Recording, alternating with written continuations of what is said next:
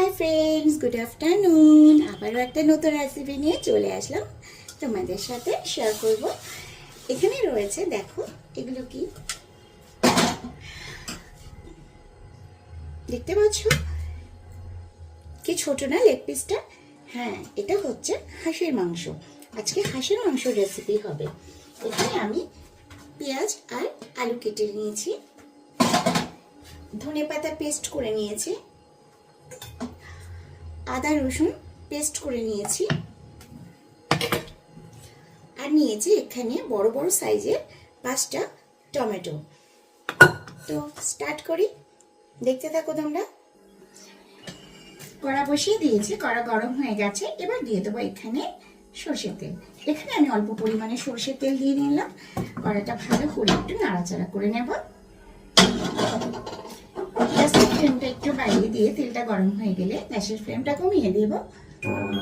এবার ছেড়ে দেবো এখানে কেটে রাখা আলুগুলো।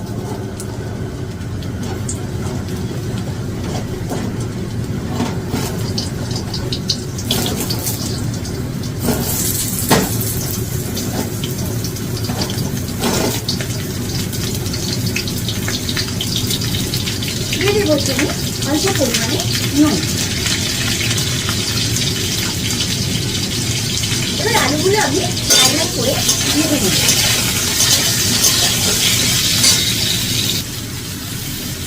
আমার আলু ভাজা হয়ে গেছে। এবার আমি আলুগুলো তুলে নেব।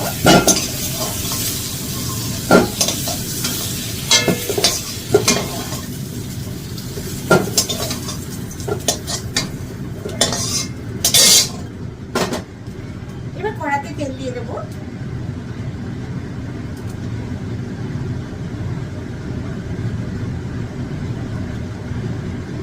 হাঁসের মাংস রান্না করার জন্য একটু বেশি পরিমাণে তেল দিয়ে দিতে হবে। তেল গরম হয়ে গেছে। এবার দিয়ে দেবো এখানে দারচিনি, লবঙ্গ আর এলাচ।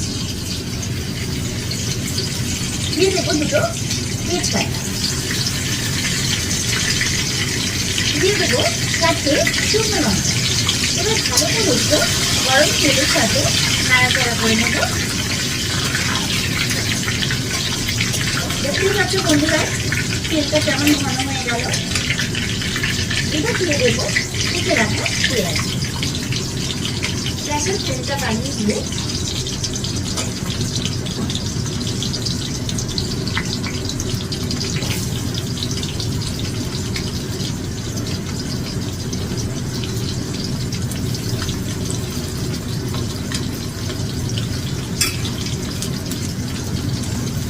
এবার লাল লাল করে পেঁয়াজগুলো ভেজে নেব। তো আমার এখানে লাল লাল করে পেঁয়াজ ভাজা হয়ে গেছে। এবার আমি সব মশলাগুলো অ্যাড করব।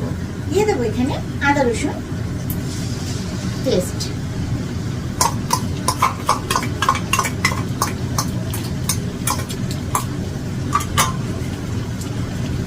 দিয়ে দেবো এখানে আমি চিকেনের মশলাই অ্যাড করলাম। যেহেতু হাঁসের কোনো মশলা নেই, তাই আমি এখানে চিকেন মশলাই দিয়ে দিলাম। এখানে আমি 2 প্যাকেট চিকেন মশলাই দিয়ে দিলাম। দিয়ে দেব 1 প্যাকেট রেড চিলি পাউডার। হাঁসের কিন্তু কোনো আলাদা করে মশলা এখনো ওঠেনি বাজারে। দিয়ে দেবো এখানে লঙ্কার গুঁড়ো। তো এখানে আমি 4 থেকে 5 চামচ লঙ্কার গুঁড়ো দিয়ে নিয়েছি। তোমরা যে যেরকম পরিমাণে ঝাল খাবে সেই পরিমাণেই দেবে। দিয়ে দেব হলুদ গুঁড়ো।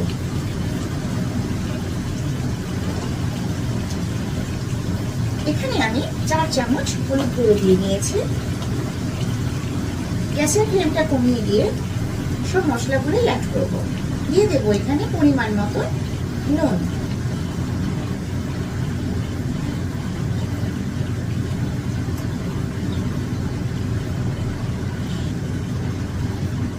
আমার ছোট চামচ, তাই এখানে 12 চামচ নুন দিয়ে নিয়েছি। দিয়ে দেব এখানে 1 থেকে 1.5 চামচের মতো চিনি। এবার ভালো করে মশলাগুলো কষিয়ে নেব।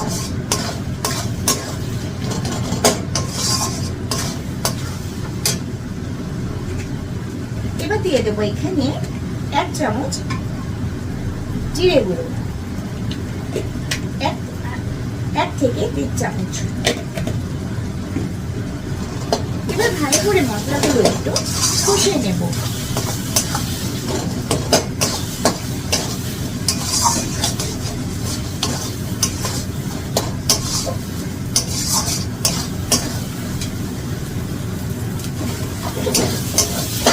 হাঁসের মাংস কিন্তু অনেকেই খায় না, কারণ হাঁসের মাংস কিন্তু খুবই ঠান্ডা। হাঁসের মাংস খেলে কিন্তু ঠান্ডা লেগে যায়। মশলার বাটির থেকে একটু জল ঢেলে দেব।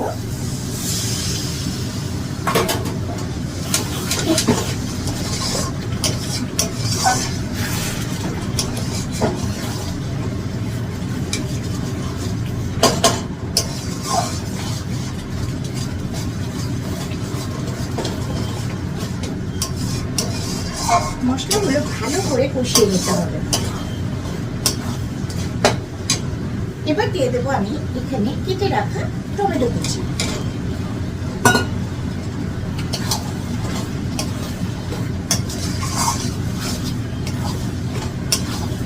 যে কোনো মাংসই একটু ভিন্ন ধরনের করলে কিন্তু খুবই ভালো লাগে। আমি কখনোই একরকম রান্না করি না, মাংস একটু ভিন্ন ধরনের আমি করতে ভালোবাসি।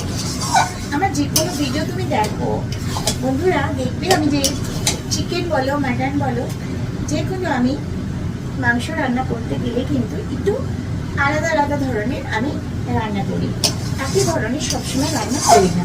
আমার ভিডিওগুলো তোমরা একটু ফলো করো, আশা করি খেতে খুবই ভালো লাগবে।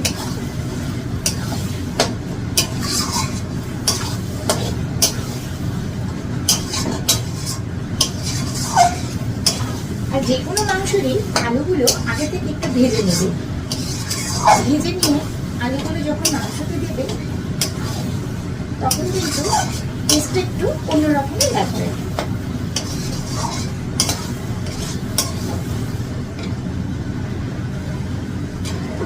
দেখতেই পাচ্ছ বন্ধুরা, মশলাটা প্রায় অর্ধেক কষিয়ে গেছে।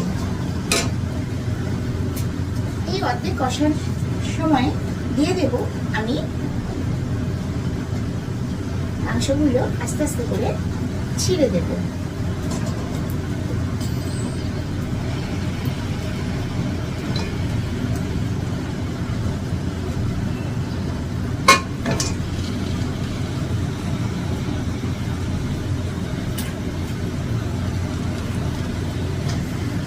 হাঁসের মাংস কিন্তু কাটার সময় একটু ছোট ছোট করে কাটতে হবে।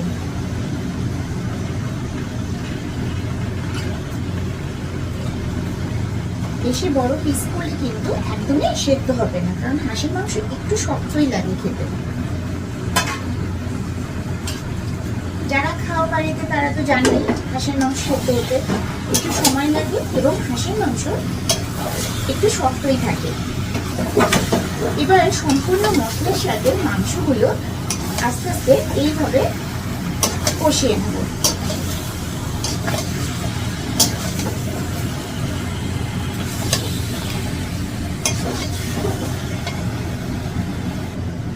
বন্ধুরা এখনো কিন্তু কষানো চলছে, এখনো কিন্তু পুরোপুরি কষানো হয়নি।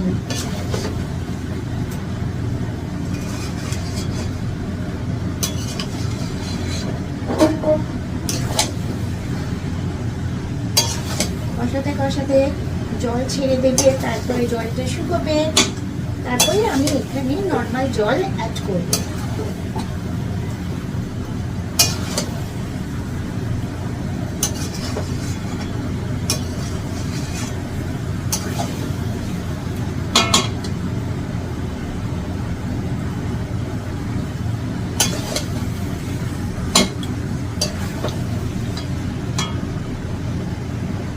আরো 10 থেকে 15 মিনিট আমাকে এইভাবে মাংসটা কষিয়ে নিতে হবে। 10 থেকে 15 মিনিট পর চলে আসলাম। এবার আমি এখানে ধনেপাতা পেস্ট করে রেখেছিলাম, সেটাও আমি দিয়ে দেব।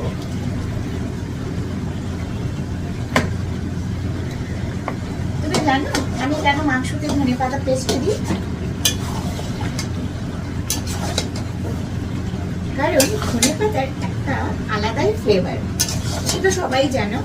ধনেপাতা দিয়ে 2 থেকে 3 মিনিট আমি একটু নেড়ে চেড়ে নেব, তারপরে আমি জল দিয়ে দেব। জল দেওয়ার 2 থেকে 3 মিনিটের পর একটু ধনেপাতা পেস্ট করে দিয়ে দেবে। আমি মিক্সিতে পেস্ট করে নিয়েছি। তারপরে ভালো করে একটু নাড়াচাড়া করে নিয়ে এখানে জল ঢেলে দেবে।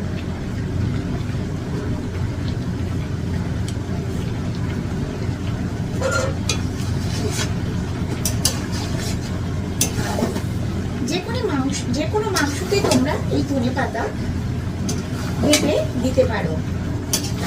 কষানো হয়ে গেলে যখন জল ঢেলে দেবে তার 2 থেকে 3 মিনিট আগে দিয়ে একটু ভালো করে নাড়াচাড়া করে নিয়ে এখানে জল ঢেলে দেবে।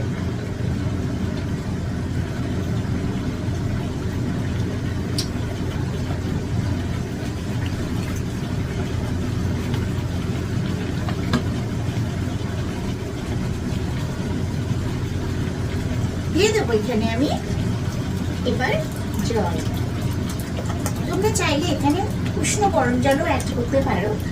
আমি সবসময় নর্মাল জল ইউজ করি, আমি অতটা সময় নেই আমার যে এখন আবার জল গরম করবো। তারপরে এখানে অল্প পরিমাণে জল দিয়ে ভালো করে একটু নাড়াচাড়া করে নেবে। জলের পরিমাণটা কিন্তু বেশি দিতে হবে, কারণ খাসির মাংস সেদ্ধ হতে তো সময় লাগে, তাই একটু জলটা বেশি পরিমাণে দেবে। আর হাঁসের মাংস না কষা খুব একটা ভালো লাগে না, হাঁসের মাংস ঝোল থাকলেই তাহলে ভালো লাগবে। হাঁসের মাংস কিন্তু একদমই কষা কষা ভালো লাগে না, হাঁসের মাংসতে একটু ঝোল থাকে তাহলে কিন্তু খেতে ভালো লাগে।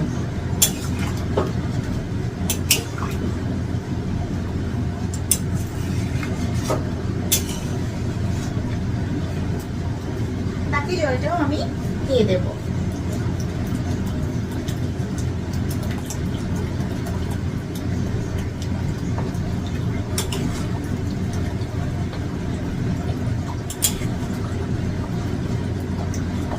অনেক দিন পর কিন্তু আমার বাড়িতে আজকে হাঁসের মাংস রান্না হচ্ছে, প্রায় 1 থেকে 1.5 বছর পর। এবার এটা আমি হতে দেব। 15 মিনিট পর ফিরে আসলাম। এবার এখানে দিয়ে দেব আমি ভেজে রাখা আলুগুলো।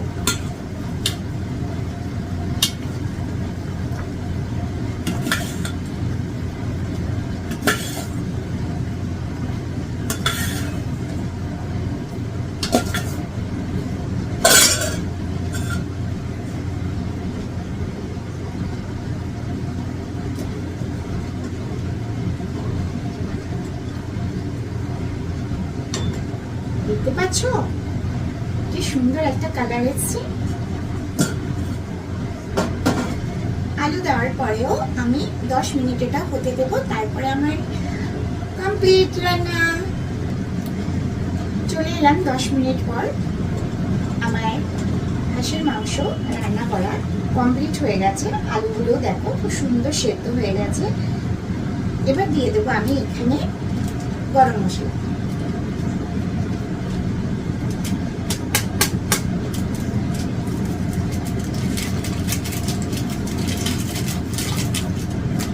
এখানে আমি 2 প্যাকেট গরম মশলা দিয়ে নিয়েছি। এবার গরম মশলাটা দেওয়ার পরে ভালো করে একটু মিশিয়ে নেব। 2 মিনিট আমি ভালো করে এটাকে একটু ফুটিয়ে নেব, গ্যাসটা একটু বাড়িয়ে, যাতে গরম মশলাটা সম্পূর্ণ মিশে যায়। এইভাবে ভালো করে একটু নাড়িয়ে চাড়িয়ে নেব। কি বন্ধুরা, কেমন লাগলো আমার এই হাঁসের মাংস রেসিপিটা? তোমাদের যদি ভালো লাগে বাড়িতে অবশ্যই একবার ট্রাই করে দেখবে এইভাবে রান্না করা। যারা খাওনি তাদেরও কিন্তু খেতে ইচ্ছা হবে।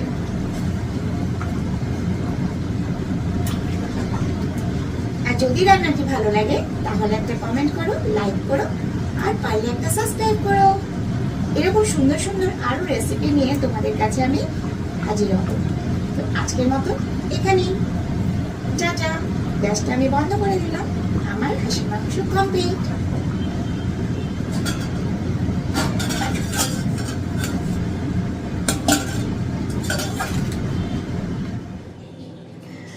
দেখতে পাচ্ছ কি সুন্দর একটা কালার এসছে। আর এই হাঁসের মাংসতে না একটু ঝোল না হলে একদমই ভালো লাগবে না খেতে।